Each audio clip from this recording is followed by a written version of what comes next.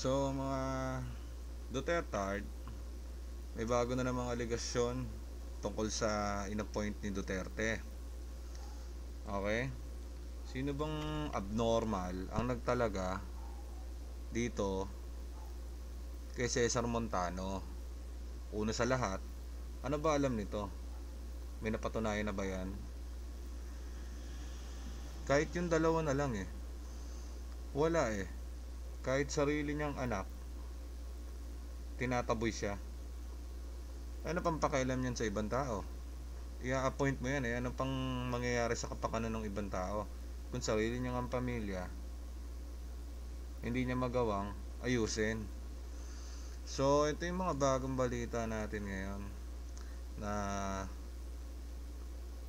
puro katarantaduhan ang ginawa nito ni Cesar Montano. Ayan napakadami. 3 buwan pa lang nakapwesto, inappoint ni Duterte. Wala talagang awa sa mga Pilipino. Utang na loob kasi kaya siya inappoint si Cesar Montano, kasi meron siyang utang na loob ang Panginoong si Duterte dahil kinampanya siya ni Cesar Montano. Biruin mo, sira na utak talaga nito ni Duterte. Talagang sira na utak mo, Duterte. Dotay ka talaga kahit kailan sinisira mo yung bansa natin Okay, so ayan yung mga aligasyon niya na nakikita nyo dito sa Facebook na kumakalat. Ang problema, babakeran siya ni Duterte. Bakit? Kasi yung pera na ginamit na kinurakot nito ni Cesar Montano, ginastos sa nung nakaraang pantapat dun sa People Power. Okay, naghatak ng tao, halos 16 million ang ginastos para tapatan lang yung EDSA People Power. Tapos ang binigay na budget ni Duterte doon sa commemoration ng EDSA is 1 million pesos. Tignan mo kung gaano kagago tong taon ka. Talagang sira ulo. Kaya talagang babakeran niya si Cesar Montano. Hindi pwedeng hindi, dahil mabubuking siya. Diba? Panoorin nyo. Habang nadidikdik sa isyu ng katiwalian si Cesar Montano at pinuno ng Tourism Promotions Board o TPB, ilan nakahanap siya nagkakampi kay Pangulong Rodrigo Duterte. Hinamon ni Duterte ang mga hindi pa nagpapaklalang lihaos. Kay Montano na nagsumika ng reklamo sa Presidential Action Center o PRIX. You could say that there's something wrong there. Well, it is, but I trust it when you're not destroying yourself. Given this economic crisis. Kabilang sa reklamo ang maanomalya umanong pagkontrata ni Montano sa isang events agency. Yan din naman na iligan ng biyahe, paghalo mga kamag-anak at iba pang issue. Giit naman ni Montano, sinisiraan lang siya dahil may naugat siyang anomalya sa TPB. Sinisiraan lang siya naman ni Montano, sinisiraan ng biyahe. Ayan kapatid niya, driver niya, sinusweldoan niya lahat. Talaga to si Cesar Wala nang alam si Cesar sa pagpatakbo sa DOT. Isinama pa yung mga kamag-anak niya. Sana naman bilang pakonsuelo, after a year mo sana ipinasok yung mga kamag-anak mo. Hindi ba? Kasi anong alam nila, right on the spot na pag-upo mo, kung ikaw mangangapa, paano pa sila? Pakonsuelo man lang sa mga Pilipino. 'Di ba? Monthly may sweldo.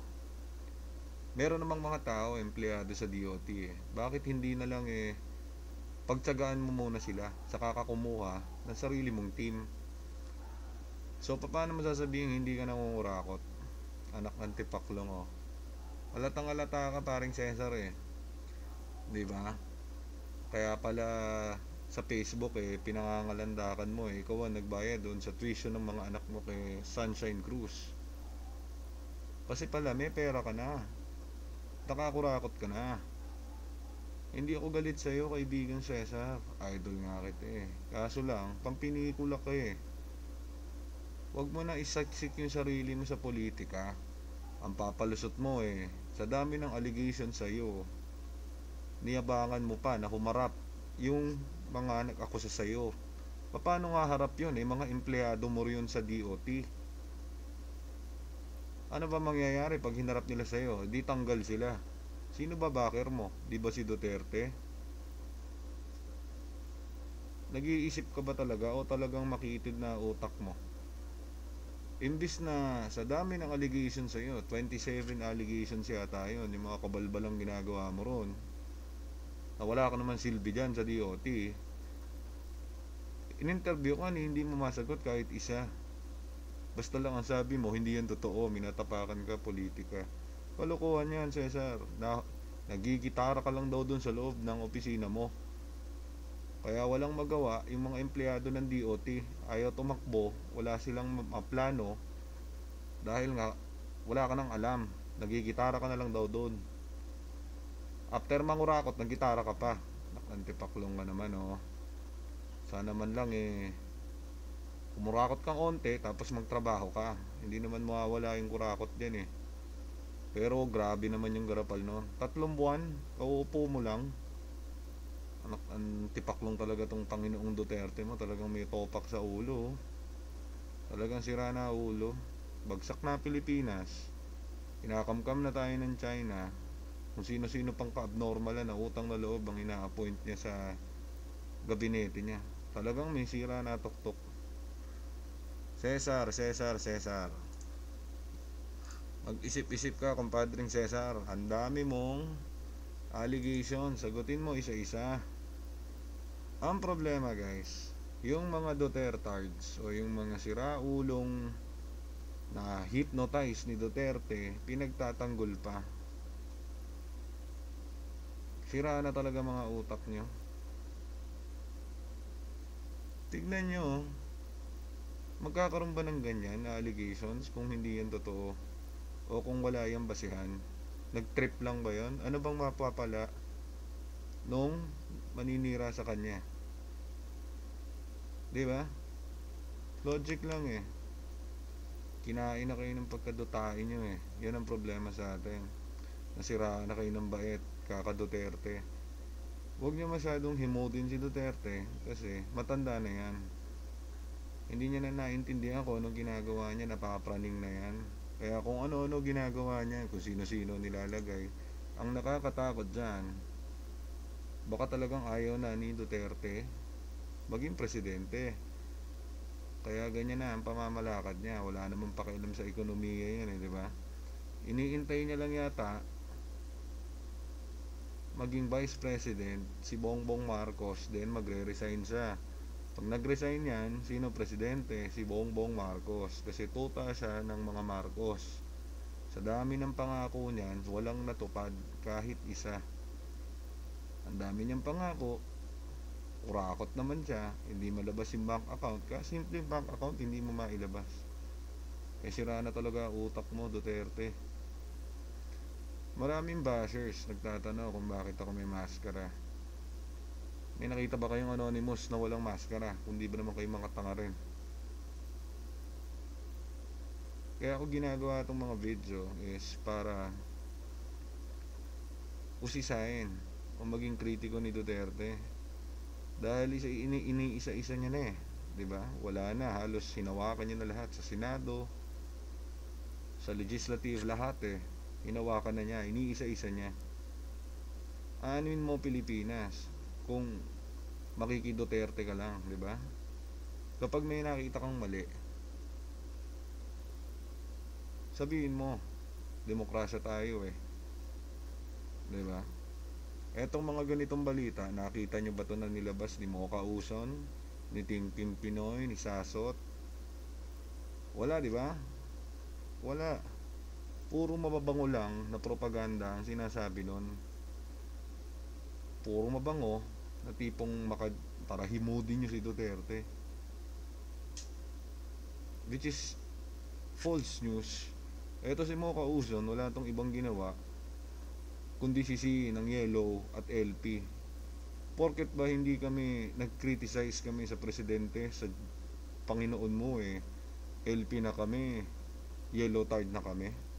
Lahat na nangyari sa buhay mo, sinisi mo na sa yellow card, sinisi mo na sa LP. Kung tutuusin, baliw yung mga nagpopropaganda na yan eh. Magkano kaya binayad sa inyo ni Cesar Montano nung umatin kayo dun sa supposed to be sa ginastos na kinangkong nito ni Cesar? Magkano kaya? Malaki-laki yun. Hindi ba kurakot yun? Para saan ba? Kaya ba't ba tinapatan nyo? Natatakot? Diba? Mga asong ulol. Puro kayo puppet eh. Puro kayo propaganda kay Duterte. Nilalagyan nyo ng label yung mga taong nakakapuna ng mali ni Duterte. Huwag nyong lagyan ng label yung mga tao. Pinag-aaway-aaway nyo yung mga tao eh. Nilalagyan nyo ng maka-yellow, maka-LP. Mag-move on na kayo. Matagal lang tapos ang kandidatura. Nanalo na yung Panginoon nyo. Bawal ba magsalita about kay Duterte? Puro na lang ba drugs? Yun na lang ba intindihin? Bagsak na Pilipinas, oy. Baka di mo naaalala. Ano ba pinagsasabi mo dyan na good news dyan sa mga pages nyo? Bagsak na Pilipinas, ang taas na ng bilihin, pati ng gasolina. Yung mga mahirap lalong naghirap, pinapatay pa. Babalik sa inyo yan, yung mga ginagawa nyo. Puro katarantaduhan yung mga pinagsasabi sa page nyo, wala namang katotohanan. Diba? Yung mga followers mo, akala mo natutuwa, ina-unfollow ka na. Mocha, yung Thinking Pinoy, yung Sasot, ina-unfollow na kayo, nakakasuka kasi. Yung newsfeed nila, puro himod kay Duterte. Sinisisi nyo yung ABS-CBN, yung GMA, kung ano-ano kapag nagbabalita. Bias ba? Bias daw, bias dyan. Tignan nyo yung page nyo, tignan nyo yung sinasabi nyo. Hindi ba ang bias kayo? Yung page nyo, puro mababango, puro ganyan, puro ganun. Yung China, yung Berham rice ba yan? Na sinasakop na naman ng China. Binalita nyo ba? Wala, di ba? Kay Cesar Montano, meron ba? Wala rin. Puro mababango lang na tungkol kay Presidente. Ang pinopost nyo dyan, yung mga follower nyo na uulol, na babaliw. Humihimod na rin kay Duterte kahit na ayaw nila. Namamindfuck dun sa ginagawa nyo. Kala nyo ba cool kayo at yung mga tao, kayo ang boses ng masa? Hindi. Maraming tao na nakakapuna sa mga maling ginagawa ni Duterte. Ang problema nga, yung totoo, wala namang kaming nakita na ginawa pa niya. Maliban lang sa drugs. Ilang naman alam sabihin ng Panginoon nyo eh. Puro drugs. Pero if you tinignan mo yung history sa buong mundo, walang nag-zero drugs. Huwag nyo nang gawin yung imposible. Imbes na pagtuunan nyo yung drugs, bakit hindi na lang war on poverty, hindi war on drugs? Kasi sa war on poverty, nagde-declare ka ng gera sa kahirapan, sinasagip mo yung mahihirap. Yung mga manititinda ng shabu, mga pusher, kaya naman sila nagaganyan dahil wala silang pera eh. Diba? Sumusugol sila sa mga ganyan. Kung tupagin yung ekonomiya, di baka tumigil na sila dyan at mabawasan ng kusa yung drugs nang hindi ka pumapatay. Ikaw Cesar, mabalik tayo sa pinag-uusapan. Cesar Montano, mag-resign ka na. Mahiya ka naman. One time, big time, nakuha ka naman yan, sigurado. Tsupipay na. Kawawa naman yung mga Pilipino. Papalusot ka pang may nahuling ganito, may nahuling ganyan. Ikaw ang nahuli, kaya ka hiniwalayan ng asawa mo. Kaya ka tinitira din pati ng sarili mong anak na si Diego. Wag kami Cesar. Pag tinignan mo yung mga comments ng mga tao doon sa balita sa'yo, nakakahiya, nakakapanliit. Mas maganda mag-resign ka na. Hindi porket backer mo si Duterte, na alam naman natin kaya ka binabakeran dahil yung pondo nga na kinangkong mo, ginastos niya doon sa kanyang propaganda, doon sa EDSA. Mamumulat din ng tao. Makikita rin kung anong ginagawa nyo. Maraming Duterte ngayon, sikat kayo dahil sa hype. Pero si Duterte na rin ang sumisira sa sarili niyang administrasyon. Makikita natin, mawawala yung mga supporters nyo kapag namulat na isa-isa. Ang mga katarantaduang ginagawa niyang amo nyo. Mag-resign ka na, kaibigan.